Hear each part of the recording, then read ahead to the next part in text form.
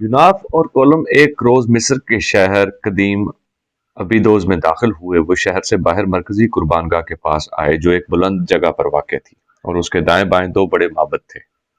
कुर्बानगाह के आसपास और अतराफ के लोगों का बेपनाह हजूम था, इसीलिए कि आज फसलों की अफजाइश के लिए इंसानी कुर्बानी दी जाने वाली थी।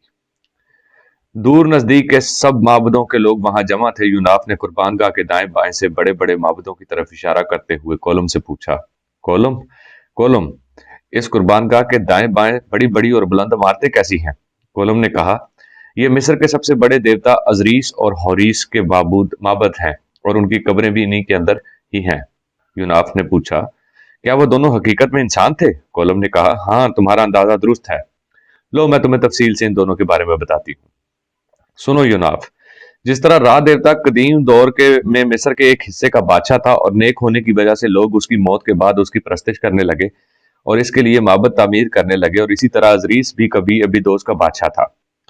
इस वक्त मिस्र पर और कई छोटे छोटे हुक्मरान भी मुसल्लत थे और मिस्र कई हिस्सों में बटा हुआ था। अजरीस के बाप का नाम गेब और मां का नाम नोत था। गेब और नोत के दो बेटे अजरीस और साकत, और दो ही बेटियां अजरीस और नफतीस थीं। अजरीस की शादी अपनी बहन जरीस से, साकत की शादी दूसरी बहन नकीस से हुई। वक्त गुजरता रहा।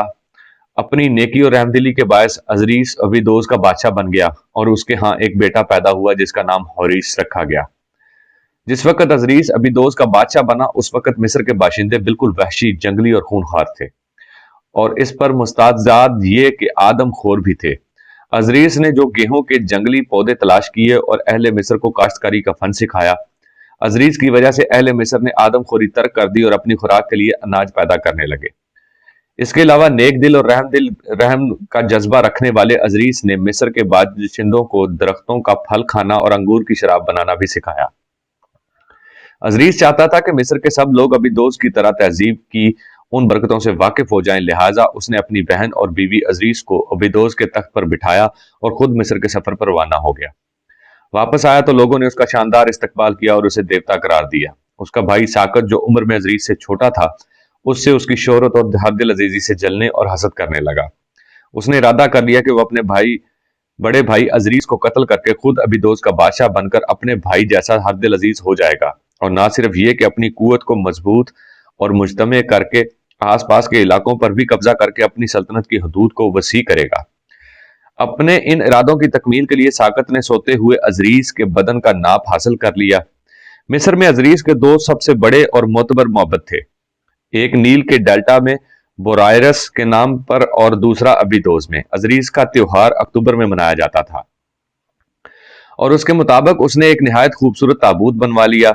एक रोज जबकि शराब का दौर चल रहा था, सब लोग मदहोश हो रहे थे, साकत ने अजरीस को इस ताबूत में डाला और ताबूत का ढकना बंद करके उसके पट पर पिघला हुआ सीसा भर दिया और ताबूत को दरिया नील में बहा दिया। जब अजरीस को इस हादसे की खबर हुई और उसने अपनी जुल्फें काट डाली, मातमी लिबास पहना और अपने शौहर की तलाश की खातिर अबीदोस से रवाना हो गई। इधर अजरीस का ताबूत दरिया नील से निकलकर समुद्र में दाखिल हुआ और तुंदो तेज मौजें उसे बहाकर बबलूस के साहिल की तरफ ले गई। लबनान में अरबों का एक मशहूर साहिली शहर बबलूस है। जिस जगह वो ताबूत आकर साहिल से लगा, वहां दफतन एक बहुत बड़ा दरख्त जमीन से नमूदार हुआ और उस दरख्त ने उस ताबूत को अपने तने में छुपा लिया। दफतन वहां फोनिकी बादशाह मलकानंदर ने इस दरख्त को देखा। फोनिकी वो अरब थे जो अरब के सहराओं से निकलकर लेबनान में जाकर आबाद हुए और इनका पेशा तिजारत और जहाजरानी था। दफतन वहां के फोनिकी बादशाह मलकानंदर ने इस दरख्त को देखा और उसे दरख्त बहुत पसंद आया और उसने हुक्म दिया कि इस दरख्त को काट कर इसका तना उसके महल में नस्ब कर दिया जाए। चुनाचा ऐसा ही हुआ। बादशाह के मुसाहिबों ने वो दरख्त काट कर महल के बाग में नस्ब कर दिया। उस तने के अंदर अभी तक वो ताबूत महफूज था जिसमें अजीज की लाश थी। अजीज को खबर हो गई कि उसके शोहर की लाश का ताबूत बहता हुआ फोनिकियों के साहिल पर आ लगा और अब वो एक दरख्त के तने में महफूज है जो बादशाह के महल में नस्ब है। अजीज ये खबर इसलिए हासिल कर लेती थी कि वो एक बेहतरीन साहिरा थी और अपने दौर में मंतर करने में जवाब न रखती थी। बहरहाल उसे अपने शौहर का ताबूत हासिल करने की खातिर अजरीस ने एक गरीब औरत का भेस बदला और उस कुएं की मुंडीर पर आ बैठी। लबनान में चंद बरस कबल तक ये कुआं आबाद था और औरतें इस कुएं से पीने के लिए पानी भरा करती थीं, लेकिन अब यह कुआं खुश्क और खंडर हो चुका है। عزیز یہ خبر اس لیے حاصل کر لیتی تھی کہ اس کا بہترین ساحرہ تھی اور اپنے دور کی منتر کرنے میں جواب نہ رکھتی تھی۔ بہرحال اس نے اپنے شوہر کا تابوت حاصل کرنے کی خاطر عزیز کے ایک غریب عورت کا بھیس بدلا اور اس کنویں کی منڈیر پر آ بیٹھی جو شاہی محل کے قریب تھا۔ وہ یہاں بیٹھ کر روتی رہتی اور جب محل میں کام کرنے والی عورتیں وہاں پانی بھرنے آتی تو عزیز ان کی زلفیں سنوارتی اور اپنے مقدس جسم کی خوشبو سے ان کے بالوں اور جسموں کو مہکاتی رہتی۔ آخر عزیز کا چچا محل میں پہنچ گیا۔ بادشاہ ملکانندر کی ملکہ نے اسے محل میں طلب کیا اور اسے اپنے بیٹے کی آیا کے طور پر محل میں ملازم رکھ لیا۔ عزیز اس شہزادے کو اپنا دودھ نہ پلاتی تھی بلکہ صرف اپنی انگلیاں بچے کو چسا دیتی تھی اور بچہ آسودہ اور مطمئن ہو جاتا تھا۔ ایک دن ملکہ نے بچے کو عزیز کی نگاہوں سے انگلیاں چوستے دیکھا، تب عزیز نے ملکہ سے اپنی اصلیت اور مصیبت اور دکھ کی ساری داستان کہہ دی۔ ساتھ ہی اس نے ملکہ سے درخواست کی کہ وہ درخت کا وہ تنا جو محل میں نصب ہے اس کے حوالے کر دیا جائے، اس کے اندر اس کے شوہر کی لاش ہے۔ بادشاہ ملکانندر اور ملکہ دونوں اس پر رضامند ہو گئے اور درخت کا وہ تنا انہوں نے عزیز کے حوالے کر دیا۔ عزیز نے تنے کے اندر سے وہ تابوت نکال لیا جس کے اندر اس کے شوہر عزیز کی لاش تھی اور پھر اس تابوت کو کشتی میں رکھ کر مصر کی طرف روانہ ہو گئی۔ عزیز نے مصر پہنچ کر دریائے نیل کے کنارے بوتو کے مقام پر اپنی کشتی کو روکا اور پھر کشتی کو وہیں چھوڑ کر اپنے بیٹے حوریس کو بلانے کے لیے بھاگی تاکہ تابوت کھول کر اندر سے عزیز کی لاش نکالی جائے۔ جس وقت عزیز تابوت لے کر مصر پہنچی اس وقت رات ہو رہی تھی اور جب وہ تابوت کو کشتی میں چھوڑ کر اپنے بیٹے حوریس کو بلانے گئی اس وقت عزیز کے چھوٹے بھائی اور اس کے رقیب و حاسد ساکت کا ادھر سے گزر ہوا۔ چاندنی رات میں ساکت نے وہ تابوت پہچان لیا جس میں اس نے ابیدوس کے بادشاہ اور اپنے بڑے بھائی کو بند کیا تھا۔ وہ فوراً اس تابوت کی طرف لپکا اور اپنی بہن اور عزیز کی بیوی کو لوٹنے سے پہلے ہی اس نے تابوت کو کھولا، عزیز کی لاش کے جو 14 ٹکڑے کیے اور ان ٹکڑوں کو دریائے نیل میں بہا دیا تاکہ ان پر کسی کی نظر نہ پڑے۔ تھوڑی دیر بعد عزیز اپنے بیٹے حوریس اور اپنی بہن نفتیس جو اپنے بھائی ساکت کی بیوی بھی تھی کے ہمراہ وہاں پہنچ گئی۔ انہوں نے بڑی محنت اور جاں فشانی سے عزیز کے جسم کے ٹکڑے ایک جگہ جمع کیا اور پھر تینوں عزیز کی لاش پر بیٹھ کر رونے لگے۔ روتے روتے وہ راہ دیوتا سے رحم کی التجائیں بھی کرنے لگے۔ آخر راہ دیوتا کا ایک پجاری اور معتقد آیا اور اس کا نام انوبیس تھا۔ اس نے عزیز اور نفتیس اور حوریس کی مدد کی، عزیز کے ٹکڑوں کو جوڑا۔ پھر انوبیس نے جو ایک بڑا طلسم گر بھی تھا عزیز کے جسم کو سحری ہوا دی جس سے عزیز دوبارہ زندہ ہو گیا۔ پھر حوریس نے ساکت سے اپنے باپ کا انتقام لیا، اسے ٹھکانے لگا دیا۔ ان واقعات و حادثات کی بنا پر عزیز حوریس دونوں باپ بیٹا نیکی کے دیوتا کہلائے۔ عزیز اور نفتیس نیکیوں کی دیویاں کہلائیں، ساکت بدی کا اور انوبیس زندگی اور موت کا دیوتا کہلایا۔ کولم ذرا رکی، پھر اس نے یوناف سے کہا، یہ ہے وہ داستان جو عزیز اور حوریس دیوتاؤں سے منسوب ہے۔ یوناف کچھ کہنے والا تھا کہ کولم نے کہا، یوناف اب قربان گاہ کے پاس چلیں کہ قربانی شروع ہونے والی ہے۔ دونوں قربان گاہ کے پاس جا کھڑے ہوئے جو ایک اتھلے اور گول منڈیر والے کنویں کی صورت میں تھی۔ اس کے اوپر 3 بلیاں آپس میں ملا کر بندھی ہوئی تھیں اور جہاں تینوں لکڑیوں کی بلیاں آپس میں ملتی تھی وہاں سے ایک رسہ قربان گاہ کے کنویں کے اندر کو لٹک رہا تھا۔ تھوڑی ہی دیر بعد قربان گاہ کے کنارے رکھی نشستوں پر مصر کا بادشاہ زوسر اور اس کا وزیر امہوتپ آ کر بیٹھ گئے۔ پھر ایک شخص جو اپنے چہرے پر گیدڑ کا چہرہ لگائے ہوئے تھا اور جسم پر بھی اس نے گیدڑ ہی کی کھال پہن رکھی تھی، ایک ایسے آدمی کو وہاں لایا جس کے ہاتھ پاؤں اور آنکھیں بندھی ہوئی تھیں۔ پھر زوسر کے حکم پر اس آدمی کو رسے سے باندھ کر قربان گاہ کے اس گڑھا نما کنویں میں لٹکا دیا گیا۔ یوناف نے دیکھا ان گنت بڑے بڑے اور زہریلے سانپ کنویں سے پھنکار رہے تھے۔ جو ہی قربانی کیے جانے والے آدمی کو قربان گاہ کے کنویں میں لٹکایا گیا، اسے کنویں کی ان بھیانک سانپوں نے ڈس لیا اور وہ مر گیا۔ منڈیروں پر کھڑے پجاری دعائیں گا رہے تھے۔ یہ دعائیں کتاب اموات مصری میں درج ہیں۔ یہ دعائیں فرعونوں اور امرائے سلطنت کے تابوتوں پر بھی لکھی جاتی تھیں۔ اس کتاب سے یہ بھی پتہ چلتا ہے کہ بعد میں انسان کی جگہ جانوروں کی قربانی دی جانے لگی تھی۔ جب اس قربان کیے جانے والے آدمی کے جسم کو چیر پھاڑ کر اس کے جسم کا دل، پھپھڑے، انتڑیوں کو نکال کر ایک قریبی کھیت میں دفن کر دیا گیا، پھر اس کھیت میں علامتی برکت کے طور پر زوسر نے ہل چلایا اور پھر قربان کیے جانے والے اس آدمی کا خون اس کھیت میں چھڑک دیا گیا اور اس کے جسم کے دوسرے اعضاء ایک علیحدہ جگہ دفن کر دیے گئے۔ اس طرح قربانی کی تکمیل ہو گئی۔ مصر کے شہر مدینۃ الحبو میں اس قربانی کے آثار آج بھی دیواروں پر منقش ملتے ہیں۔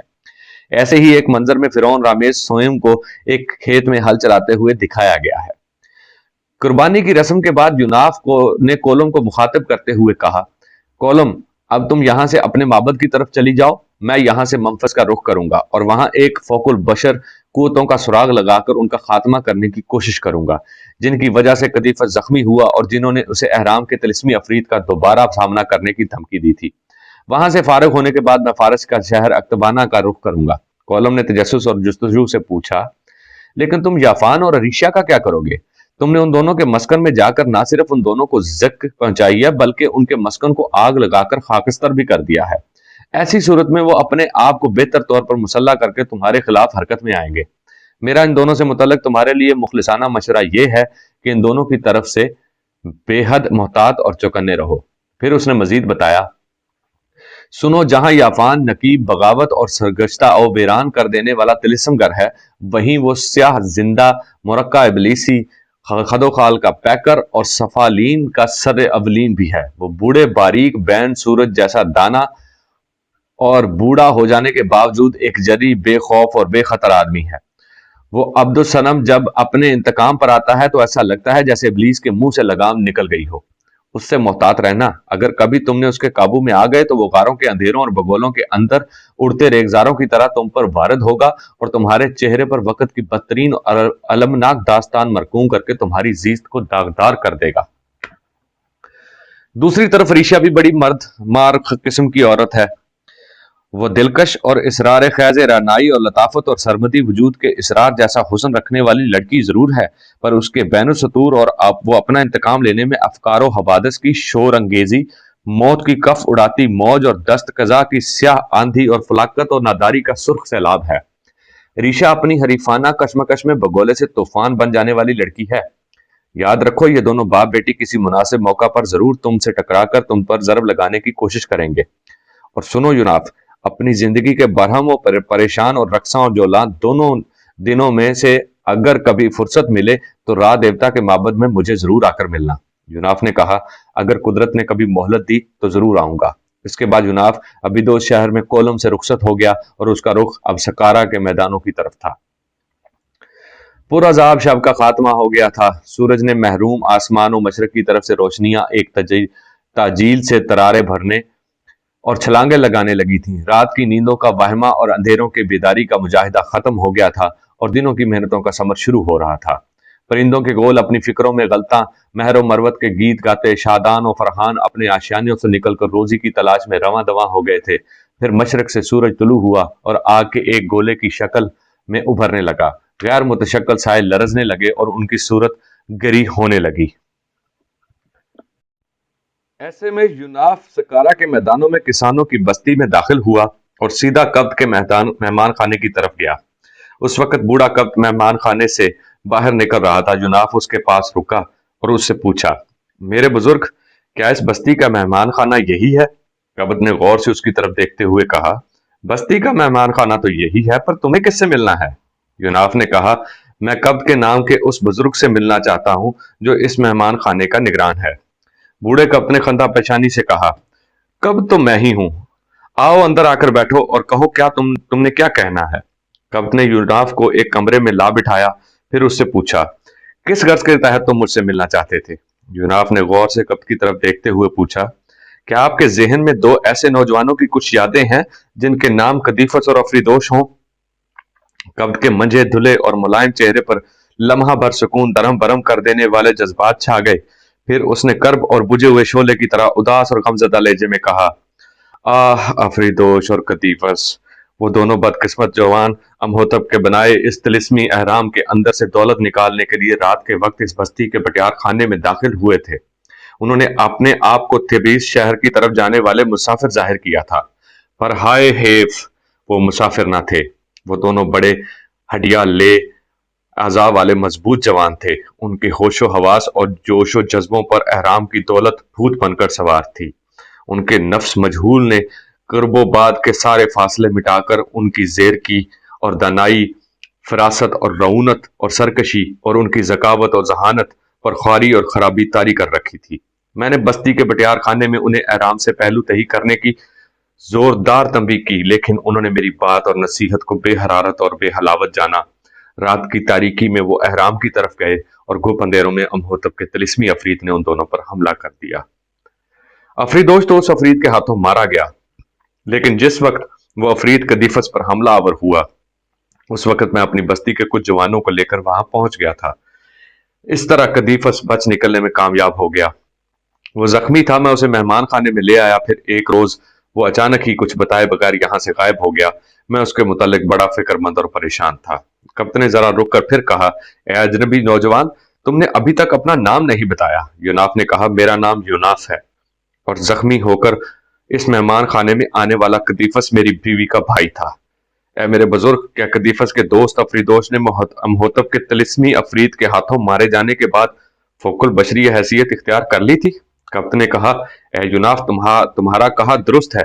जो शख्स इस तिलिस्मी अफरीद के हाथों मारा जाए वो फोकुल बशरी हैसियत इख्तियार करके खुद भी इस अहराम की हिफाजत करने लगता है।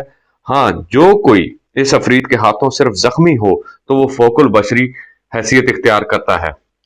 अब तक 3 जवान जो इस तिलिस्मी अफरीद के हाथों मारे गए वो फोकुल बशरी हैसियत इख्तियार कर चुके हैं। इनमें से एक अफरीदोश है। फोकुल बशरी हालत में दाखिल हो जाने वाले इन 3 जवानों ने अहराम के इर्द गिर्द सकारा के मैदानों में वाक़े किसानों की बस्तियों को बहुत नुकसान पहुंचाया है। अब तक वो 10 अफराद को मौत के घाट उतार चुके हैं और ज्यादातर औरतें और लड़कियां उनकी हवस का निशाना बन चुकी हैं।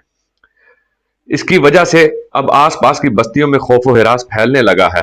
अमहोतब ने इस अहराम में ना जाने कैसा तिलिस्म डाल दिया है कि वो एक अफरीद की सूरत में अहराम की तरफ जाने वालों पर हमलावर होता है और कोई अब तक उस पर काबू नहीं पा सका।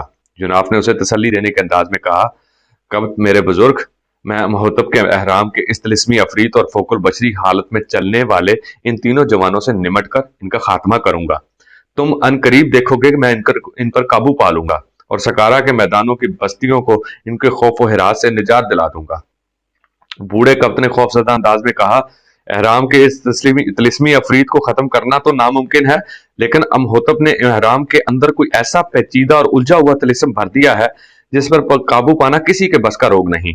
ताहम एहराम के अफरीद के हाथों फोकुल बशर हैसियत इख्तियार कर जाने वाले तीनों जवानों को अगर तुम खात्मा कर दो तो ये सकारा इन बस्तियों पर तुम्हारा बहुत बड़ा एहसान होगा और यहाँ के लोग तुम्हारे ममनून होंगे।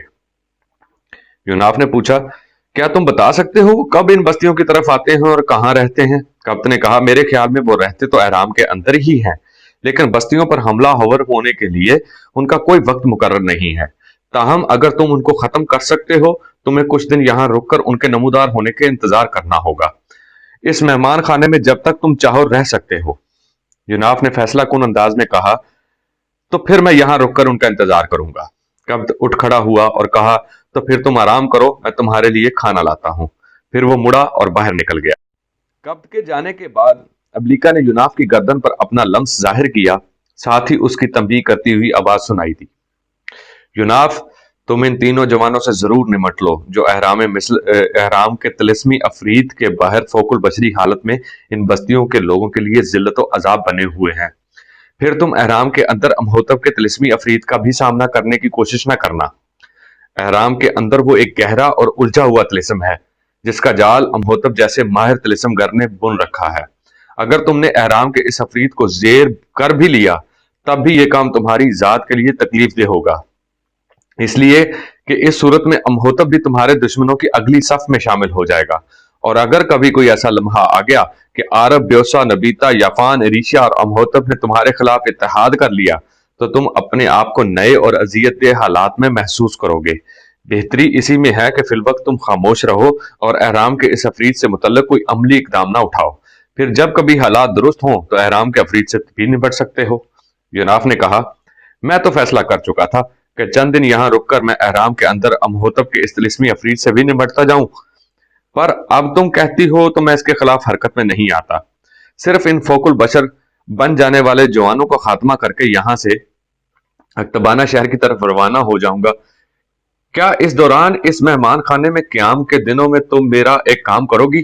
अब्लिका ने बड़े प्यार और रगबत से कहा, तुम मेरे साथ इस कदर आजिजी और इंकसारी के साथ क्यों बात करते हो? तुम हुक्म देने के अंदाज में मुझसे यह भी कह सकते हो कि मेरा ये काम कर दो।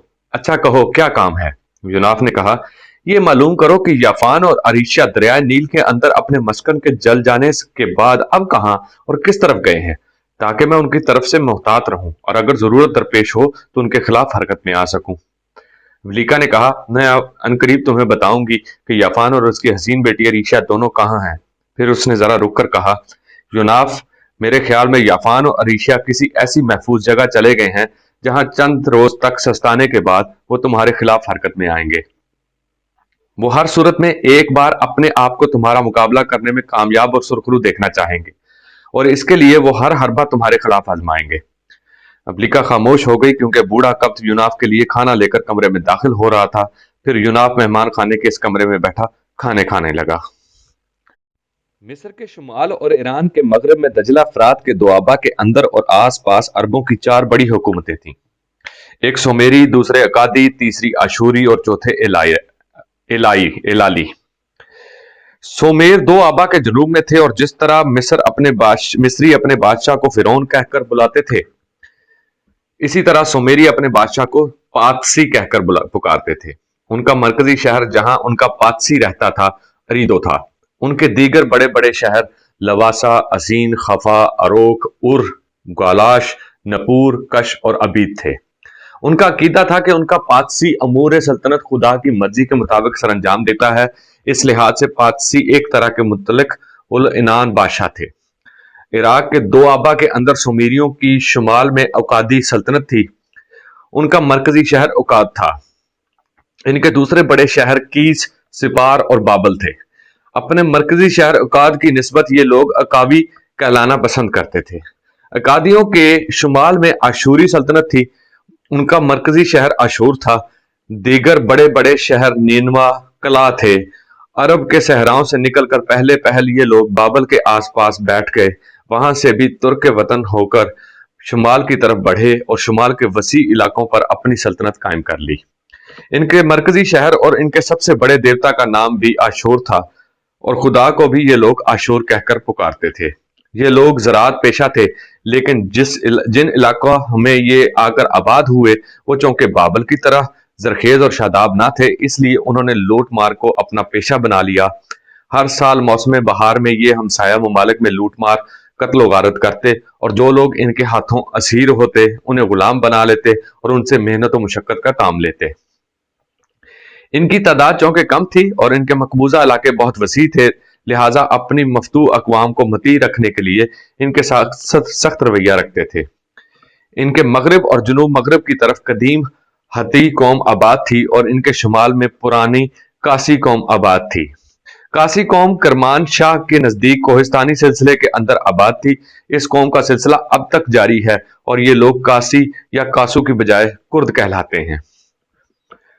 इनके मशरक में कोहिस्तान जागरोस के इस पार शुमाल ईरान की ताकत और सल्तनत थी, जिसका बादशाह उन दिनों होशंग था। आशूरी शुरू में मुख्तलिफ कबाइल में बटे हुए थे, और उनका सरदार कबीले का जादूगर ही एक तरह से उन पर हुकूमत करता था। हाँ, जरूरत पड़ने पर ये लोग अपने मरकजी शहर आशूर के हुक्म पर काम करने को तैयार हो जाते थे। इन्होंने बाकायदा एक ताकतवर सल्तनत की शक्ल बहुत बाद में इख्तियार की। आशूरियों ने बहुत बाद यानी 1600 कबल मसीह में एक जबरदस्त सल्तनत और कुवत की शक्ल इख्तियार की। इस इलाके में अरबों की चौथी बड़ी सुल्तान एलान थी। इसका मरकजी शहर शोश था। सल्तनत के मगरब में दरियाए दजला तक, मशरक में ईरान के थोड़े से हिस्से तक, शुमाल में इस शहरा तक जो बाबल से हमदान तक जाती थी, और जनूब में खलीज फारस तक फैली हुई थी। मरकजी शहर शोश के अलावा इनके दूसरे बड़े शहर मादा, कतौरमी, ओहबार्स और खाइदालो थे। बाज मौरखीन का ख्याल है कि खादिलु शहर इस जगह आबाद था जहां आजकल मशहूर शहर खुरम आबाद है। आसमान पर सितारे रुखसती हंसियां उड़ा रहे थे। सुबह तलू हो रही थी। कायनात की हर शय की आंखों में मुस्कुराहट बिखरने लगी थी। पके हुए लसूड़े जैसी हसीनाएं पानी भरने झरनों पर चल पड़ी थीं। सोए समुंदर जाग उठे थे। ताबिंदा सूरज ने हर सू अपनी किरणें बिखेर दी थीं, और चवाहे अरगनों की गहरी गूंजदार आवाजों से हम आहंग होकर हसीन नगमे बिखेरते हुए अपने रेवड़ों को चरागाहों की तरफ ले जा रहे थे। ऐसे में आशूरी अरबों ने कोहिस्तान जागरोस के सिलसिले को अबूर किया और शुमाल ईरान में कौम हाद की सल्तनत की हदूद में दाखिल हुए। इनका लश्कर हजारों की तादाद में था। वो अपने एक सरदार यखला की सरकर्दगी में कोहिस्तानी सिलसिले से निकलकर लूट मार के घर से सल्तनत अक्तबाना की हदूद में दाखिल हो गए थे। सरवत और दौलत के मुतलाशी अशूरी अरब आहों के झोंकों, कहर के फैले पर्दों, तूफानी रात की ठिठरा देने वाली यख बस्तगी, अताब जहन्नुम, फना की राख और वहमो अवहाम की पुजारियों की तरह अक्तबाना की शहर हुक्मरान कौम के इलाकों पर हमला आवर हुए। उन्होंने ईरान की सरजमीन में अपने गैर फानी अमल और मर्ग आफरीन रक्स की इब्तदा कर दी थी। इनके हमलों में मौत की वसत और पिनहाई और मर्ग की हरारत और तवानाई थी। जिन ईरानी बस्तियों में अशूरियों ने लूट मार और कत्लो गारत शुरू की थी, उनके मकीनों ने अपना दिफा करने की भरपूर कोशिश की, लेकिन उन्हें बुरी तरह नाकामी हुई थी। अशूरी अनगिनत सदियों की तारीकी वक्त के सैलाब की तरह कौम की तकदीर को सरनिगू करते हुए आगे बढ़ते रहे। अपने सामने आने वाले हर ईरानी को उन्होंने खून बदामा और खून आलूद कर दिया था। उन्होंने कौम की बस्तियों को मौत की वादियों वादी दादी समझकर वहां आग और सलीब का खेल खेलना शुरू कर दिया था। ऐसा लगता था कि उनके पस पर्दा कोई साहिर काम कर रहा है। वो अपने सामने जमने वाली हर कुवत को खाक में लथड़ाते, खून में नहलाते, अपने सरदार यखला की सरकदगी में फतह और नफरत की किरणों और एक हंगामा और अजदहाम की सूरत आगे बढ़ते रहे। ऐसा लगता था वे कोई असातीरी वजूद रखते हैं जिनका सद्देबाब मुमकिन नहीं। आशूरियों ने कौमे हाथ के जवानों पर रूह की पजमुर्दगी तारी करके उनके आगाज और अंजाम और उनके अमरोज फराद को तकरीब और तबाही का मरकब बनाकर रख दिया था। ईरानी बस्तियों और कस्बों को लूट लूट कर वो हाथ आने वाले माल और नकदी और जवाहरात कोहिस्तान जागरूस के अंदर अपने खास दस्तों की जेर निगरानी महफूज करने लगे।